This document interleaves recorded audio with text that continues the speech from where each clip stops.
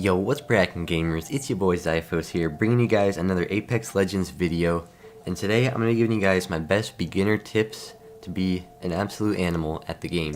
So, over these last couple days as the game has been released, I've been picking up on a few things that I think will help you guys out a lot, and they help me out a lot.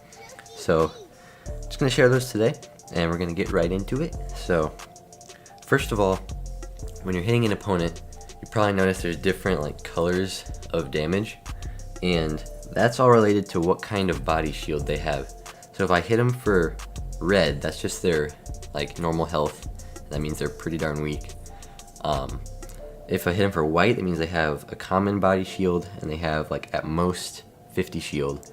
Blue is at most 75 shield, and if you hit them for purple, that is 100 shield. So that's just a nice little thing to know how weak they really are. And also, if you have the damage build-up thing, I'm not sure what to call that, but when you hit someone and it builds up the damage, that'll tell you too. I don't really like that as much because I just like to see what I'm hitting them for with each shot, but it's just all personal preference.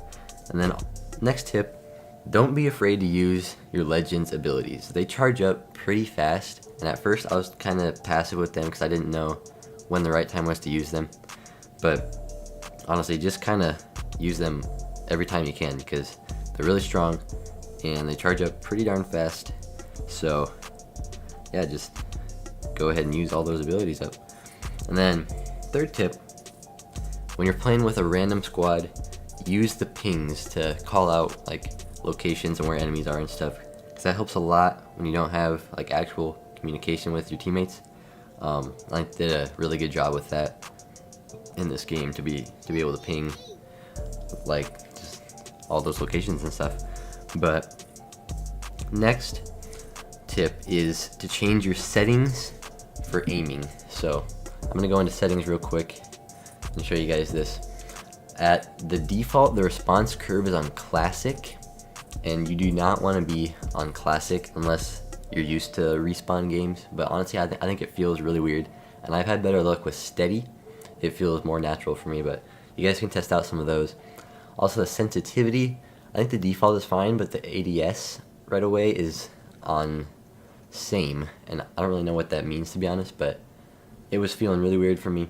So I would recommend either low 2 or default 3, and 3 feels a little high, but 2 also feels a little low when you're aiming down sight. So just test those out, see what you like the best. I'm rocking 3 right now. I'm trying to get used to that, because at 2 you can't really hit people strafing as well, but you can definitely lock onto your targets more easily. So next tip after that is when you're running, trying to go faster with your movement and stuff, having your fists out is a great way to move out of the storm or just move to different locations faster. If you hold triangle or Y on console, I don't really know what the default button is on PC, but if you hold that down, it'll just pull out your fists and you run quite a bit faster. And also, when you're going down hills, don't be afraid to slide a lot, because that really helps you go fast. You can slide down an entire hill really quickly, so that's really nice to get around the map faster.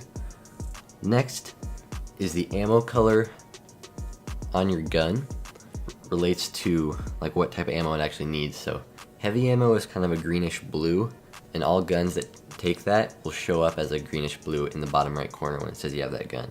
And with the same thing with the light rounds, the shotguns, stuff like that. So if you don't know what type of bullet your gun needs, just look at the color of your gun in the bottom right, and that'll tell you the same color as what it needs for the bullets. So then also, last tip I have, when you're jumping up high areas and stuff, don't just try to jump up there how you normally would.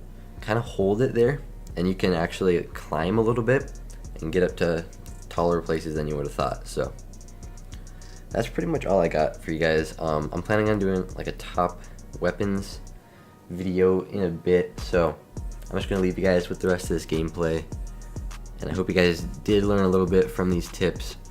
If you did, don't forget to drop a like on the video and subscribe. Comment with any more tips you have for people watching the video. And yeah, hope you guys did enjoy. Hope this commentary wasn't too hard to listen to.